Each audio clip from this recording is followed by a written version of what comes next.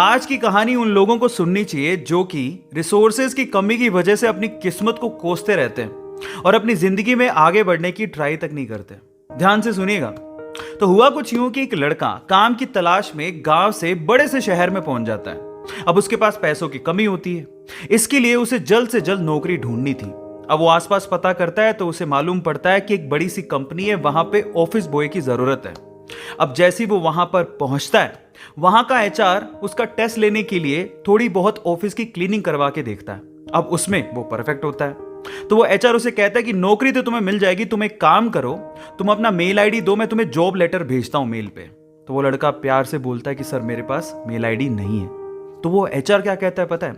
वो एचआर ये कहता है कि इस डिजिटल वर्ल्ड में जिसके पास मेल आईडी नहीं है वो एग्जिस्ट ही नहीं करता, और जो एग्जिस्ट ही नहीं करता उसे मैं नौकरी कैसे दूं?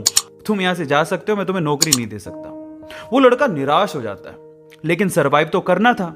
गांव से आखिरकार घर छोड़ के आया है, उसके जेब में ना 100 रुपए थे। अब वो क्या करता है, सामने उसे एक सुपरमार्केट दिखाई देता है। वो वहां पे जाता है और सुपरमार्केट से 100 रुपए में टमाटर खरीदता है और घर घर जाकर उन टमाटरों को बेचता है, और 100 रुपए से उसके पास 200 रुपए इकट्ठे हो जाते हैं।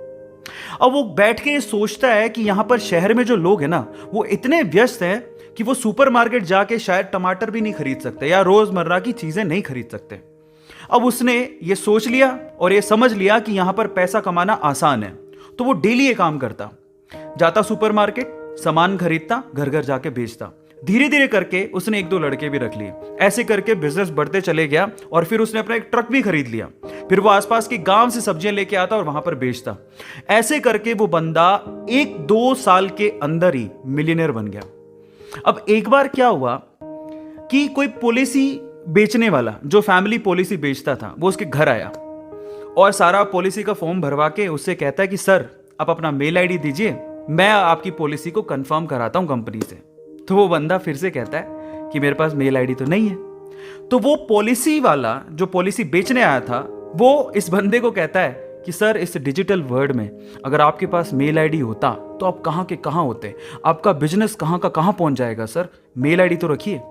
तो फिर वो प्यार से जवाब देता है कि अगर मेरे पास मेल आईडी होता ना, तो आज मैं किसी बड़ी सी कंपनी में ऑफिस बॉय की नौकरी कर रहा होता। इसीलिए आपके पास अगर रिसोर्सेज नहीं है तो उसका रोना बंद करिए और आपके पास जो है उसकी कीमत को समझिए और वहीं से ही पैसे कमाने की और आगे बढ़ने की कोशिश करिए। रास्ता अपने आप मिलेगा।